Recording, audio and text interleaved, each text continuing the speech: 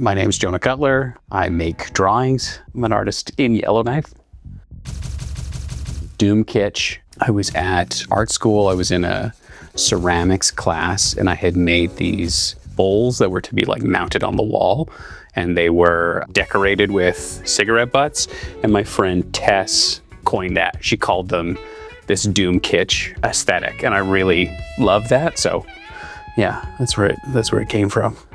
I did feel like it fit, but since then it has acted as a guide, because like kitsch is kind of garish or like comfortably tacky, and that, like, thinking about that gives me permission to use the colors that I do, or not like worry so much about hitting like a certain aesthetic kind of language, you know, like it can be loud and brash. I think the work was already kind of in that zone, but naming it that has helped me fine tune it perhaps, or push it forward.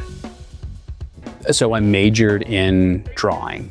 When I went down, I didn't know anything about kind of what an art school looks like. There's two, at ACAD anyways, the art school in Calgary, there's a fine art stream and a design stream. So within the fine art stream, there's like drawing, painting, sculpture, printmaking, and I landed in drawing because that's the medium that I'm most comfortable with, that I've done the most of.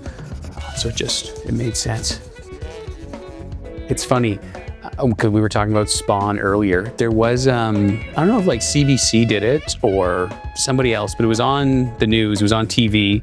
Well, or my dad found like a recording of it. He worked at the college, but it was an interview of Todd McFarlane at ACAD in Calgary, and interviewing him about doing his first kind of comic. And so after he did that, or like after I watched that, I went out and like made my own Spawn comic. And I'm like, I don't know, we were still living in Iqaluit. I might not have even been at school. I was probably like 4 or 5.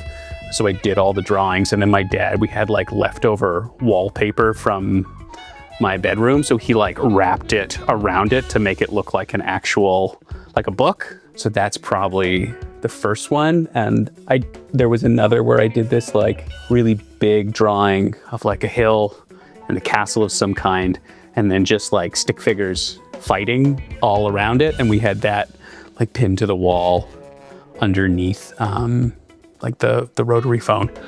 So those are probably the first kind of 2 memories of like art making, or like drawings I did that I was really excited about.